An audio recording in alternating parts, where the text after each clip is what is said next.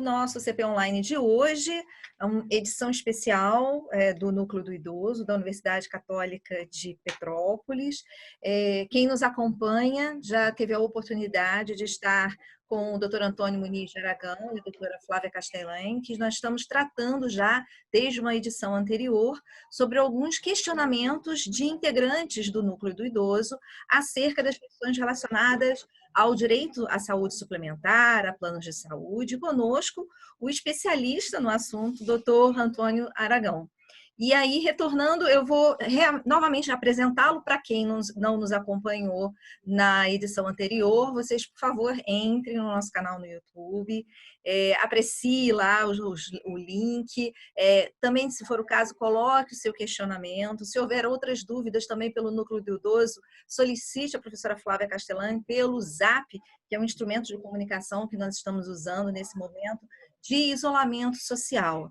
Mas a proposta é chegar até vocês com as melhores informações, né, para clarificar, apoiá-los neste momento de reclusão e de isolamento social. Então, já agradeço a presença da doutora Flávia, obrigada pela presença, doutora Flávia, e também ao doutor Antônio, obrigada pelo seu retorno para continuar tirando as dúvidas dos integrantes do nosso núcleo.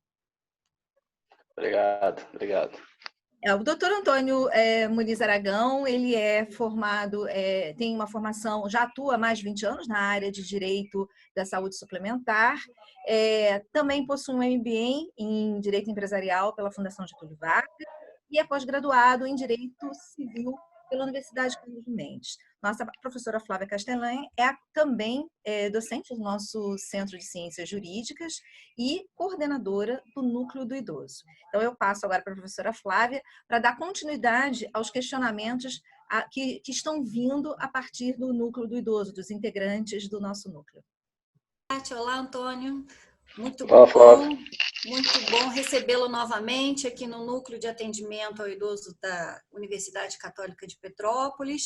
E, na verdade, a gente tem muitas questões ainda para serem abordadas, né? No encontro passado, como a professora Kátia colocou, vocês podem assistir ao episódio anterior, que tem informações muito importantes, né? Nós estamos tratando do tema plano de saúde, trabalhamos no encontro passado com a questão do reajuste por faixa etária e o reajuste, né, relativo ao aniversário do contrato.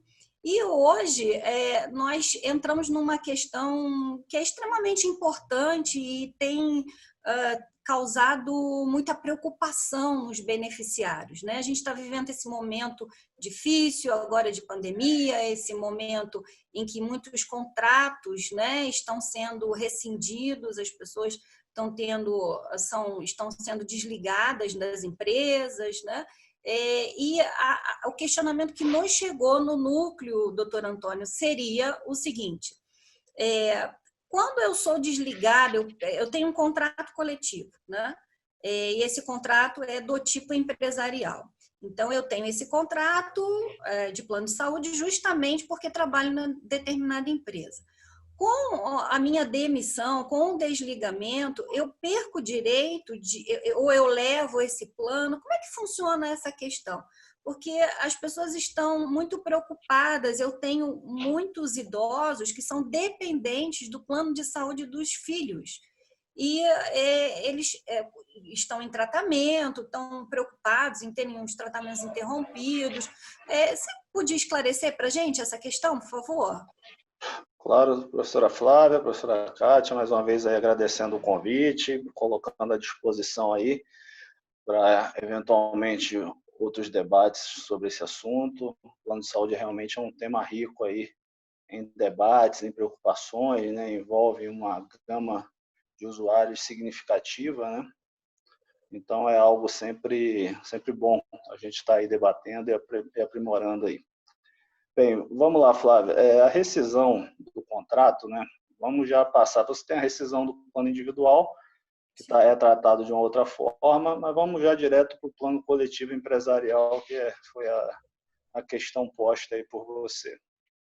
Bem, lá no artigo 30 da Lei 9656 e no artigo 31 na sequência, você tem a disposição sobre o demitido, né? e sobre o aposentado. Tá? Então, a lei garante ao demitido que ele continue no plano de saúde vinculado à empresa por um prazo limitado de 6 meses até o máximo de 2 anos, dependendo de quantos anos ele ficou vinculado a esse plano. Né? Então, no mínimo, ele tem garantido 6 meses e no máximo 24 meses aí de permanência nesse plano. Mas tem algumas regras aí que devem ser observadas. Primeiro, ele tem que ser demitido sem justa causa. Né? A lei expressamente determina isso, é sem justa causa.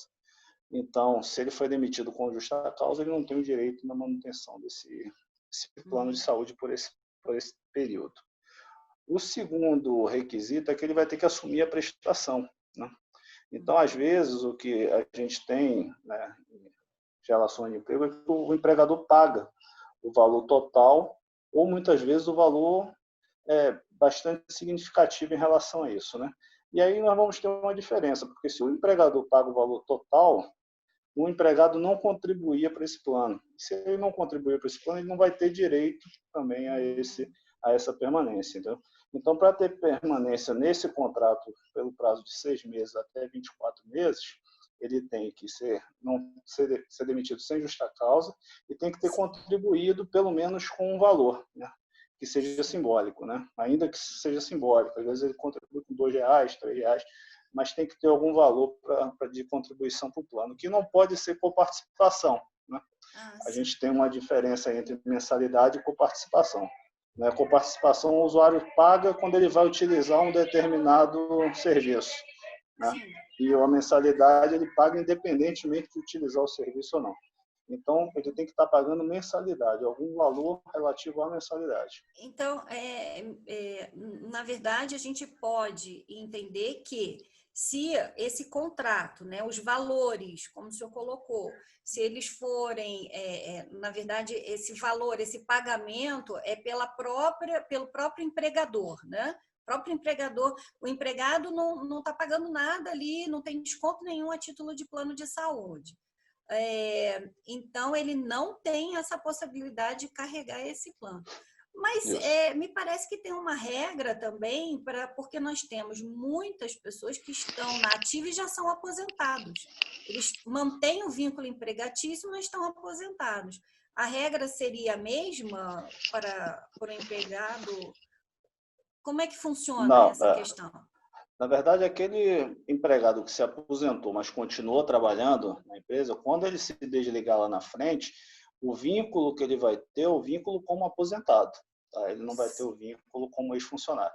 E o aposentado ele tem uma regra diferente, porque o aposentado pode continuar no plano por ano, a cada ano que ele esteve no plano. Então, se ele teve 9 anos de serviço prestado e 9 anos no contrato e se aposentou, ele tem direito a ficar no contrato por mais 9 anos.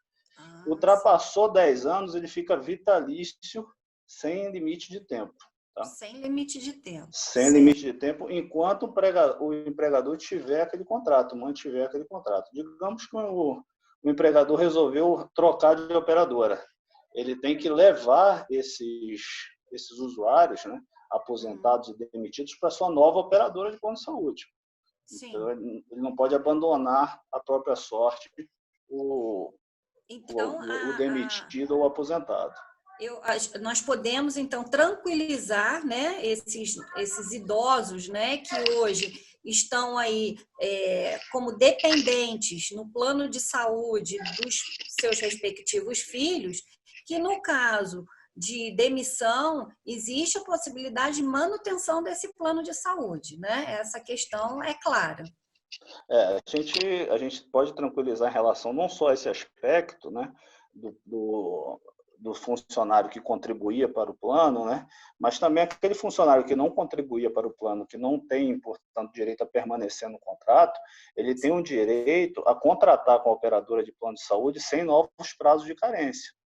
Então, a diferença é que ele sai daquele plano coletivo, que ele paga um determinado valor, e pode ir para um individual que os valores são um pouco diferentes, né? Com certeza mais elevado. Mas ele tem direito a levar a carência, né, que ele tinha. Então, tudo que ele cumpriu de carência, ele tem direito a transportar para esse novo plano. Então, assim, não fica sem cobertura em hipótese alguma. Certo, aham, uma informação extremamente importante. Agora, quem que vai comunicar, doutor Antônio, se houve um desligamento? Se eu já estava aposentada ou, né, se a demissão ocorreu sem justa causa, eu é que sou interessada, é que tem que me dirigir à operadora, o meu ex-empregador vai comunicar esse desligamento, tem um prazo para que a gente possa, né, ou eu vou perder se eu não fizer dentro daquele prazo? Como é que funciona essa questão? Assim, em tese, o plano de saúde não tem conhecimento do desligamento do usuário, né? O desligamento é feito pela empresa. A empresa tem que comunicar ao usuário, ao ex-empregado, que ele tem direito a permanecer no plano, tá? E que ele tem um prazo de 30 dias a partir da demissão para procurar a operadora de plano de saúde, para que então ele possa postular o direito de permanecer no contrato por esse prazo, seja de 6 meses a 24 meses, se for ex-funcionário demitido, né? E até 10 anos ou vitalício, se for aposentado. Mas a empresa comunica ao ex-funcionário, o ex-funcionário tem que procurar a operadora em até 30 dias. Em até 30 dias para que ele possa, então, seguir, não haja interrupção, né, nesse Isso. contrato de plano de saúde. Agora, me ocorreu agora aqui, né, a questão da interrupção. A gente está nesse momento difícil, né, economicamente, as pessoas estão sem reservas. Quem fica inadimplente vai ter o contrato de plano de saúde rescindido, né? Por exemplo, uma questão eu atrasei o pagamento. Então, eu tinha que pagar, o vencimento do boleto seria no dia 10, por exemplo. Não tive recursos, não tive condições de arcar com o pagamento. Vou pagar no dia 15. E assim eu vou seguindo, né, dentro das minhas possibilidades. Mas o atraso ou o inadimplemento pode gerar rescisão desse contrato de plano de saúde? Professora, o que a gente tem que delimitar? Essa questão é muito mais envolvendo o plano individual, né? E a gente tem que traçar logo a primeira regra básica, que no plano individual a operadora não tem possibilidade de rescisão imotivada. Tá? Ao contrário do plano coletivo, em que a operadora pode rescindi-lo a qualquer momento, motivadamente ou não. Né? A gente tem uma regra diferente aí para aqueles planos até 30 beneficiários, que o Superior Tribunal de Justiça exige uma motivação idônea para essa rescisão. Né? Mas no plano individual ou familiar, a operadora, em hipótese alguma, pode rescindir o contrato unilateralmente. Aí a lei abre apenas algumas possibilidades em caso de fraude, né? Ou má-fé do usuário, e aí tem que ficar aprovado através de um processo administrativo perante a própria Agência Nacional de Saúde. Você tem a hipótese da falta de pagamento pelo prazo de 60 dias, né? E o que é interessante nisso é que muitas pessoas, às vezes, estão com o seu plano de saúde em dia, né, pago, e recebem uma suspensão, uma rescisão do seu contrato, porque não atenta que os 60 dias não são 60 dias consecutivos, né, são 60 dias consecutivos ou não. Então, se você for contando cada mês aí um atraso de 10 dias, de 15 Sim. dias no mês seguinte, né, dentro do período de um ano, que seria o período de aniversário do seu contrato, se você atingir 60 dias de atraso, a operadora pode rescindir o seu contrato. Não é usual, não é o que eu vejo hoje acontecendo. Hoje as operadoras utilizam mais as 60 dias corridos, mas a lei permite corridos ou não, consecutivos ou não. Então, fica aqui a dica, né, a mensagem de que o consumidor ele tem que ficar alerta com relação à questão de adimplir, realizar o pagamento na data do vencimento, porque ele pode ser surpreendido, né? Eu posso chegar, por exemplo, no hospital ou agendar uma consulta e ser surpreendido com a informação de que o meu plano não está mais ativo, está cancelado. E esse cancelamento seria em decorrência justamente do somatório, né? 60 dias no prazo de 12 meses. De 12 meses, isso, confere. E uma regra importantíssima: o consumidor tem que ser notificado, né? Então, até o 50º dia de inadimplência, o consumidor tem que ser notificado dessa inadimplência, porque senão a operadora vai estar agindo de forma ilegal, né? E aí você pode pleitear o restabelecimento do contrato. Certo. Tá? E outra regra que eu acho importantíssima, até nesse período aí de de pandemia, né, é que não pode ter a suspensão, né, a rescisão do contrato durante a internação do titular. Tá? Então, o titular está internado, né? A lei fala em internação do titular, né? Não fala em internação dos dependentes. Mas eu acredito que aí a gente deva dar uma interpretação extensiva para que abarque também essa legislação, né, o dependente, né? Não vejo muito motivo para, durante a internação do titular, você não poder rescindir ou suspender, e durante a internação do dependente ter essa possibilidade, né? Eu acho que as regras não podem ser tão díspares assim. São tantas questões, né? E são tantas demandas, né? Relativas a esse tema de plano de saúde. Uma questão que me ocorreu agora não é relativa à rescisão, mas você falou sobre a internação do titular, né? Isso foi uma questão que me chegou de uma idosa no núcleo. Ela queria ter a confirmação se as despesas, né? O filho, na verdade, é que tinha feito, que era o titular do plano, tinha se submetido a uma cirurgia e estava internado. E ela seria a acompanhante do filho nessa internação. O plano era um plano de, inclusive, a acomodação era em apartamento, né? Ela poderia ficar acompanhando. Mas a questão era a diária, a despesa, né? Com relação, porque ela tinha que tomar o café, almoçar, lanchar. Então, toda essa despesa, né? A diária do acompanhante. E a questão era, né? Olha, o plano ele não está autorizando, eu tenho que pagar a minha alimentação, a minha diária. Isso procede, doutor Antônio? Como é que funciona essa questão? O plano também tem que cobrir a diária do acompanhante? Nos contratos, né, tipo apartamento, né, que não são enfermaria, o acompanhante tem que ser pago pelo plano, né, pelo operador. O operador tem que custear o acompanhante lá, a alimentação, a estadia e tudo. O que nós temos aí, né, talvez aí uma regra diferente, são os menores, né, de idade, né, e os idosos, né, que independentemente do tipo de plano, por lei eles têm a garantia de ter um acompanhante.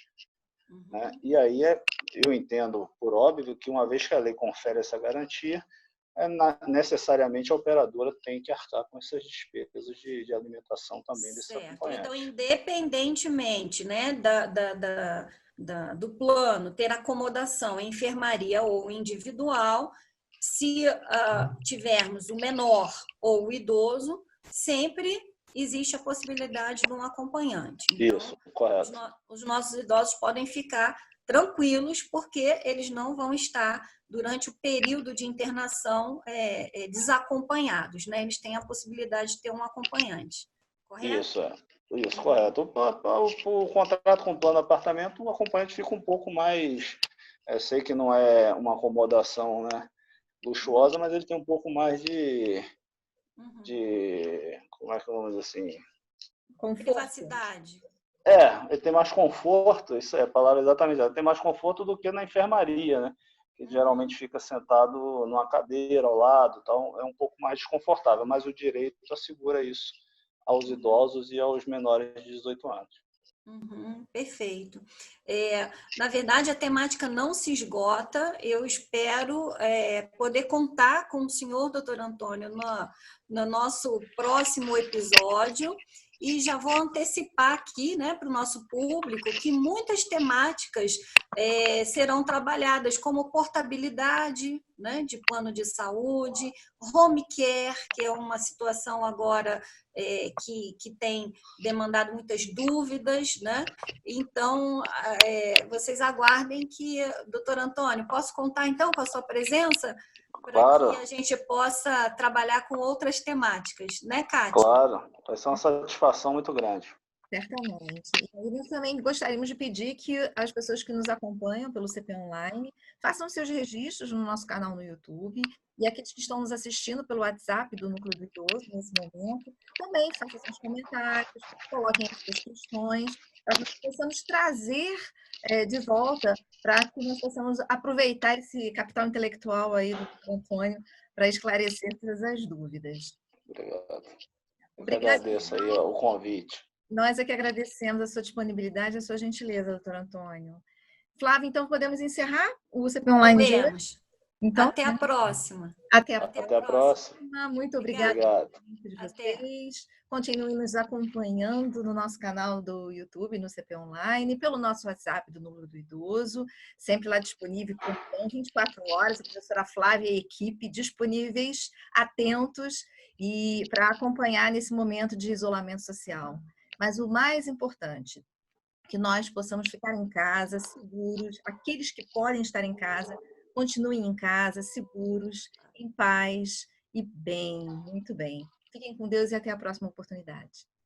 Até. Até. Abraço. Obrigado.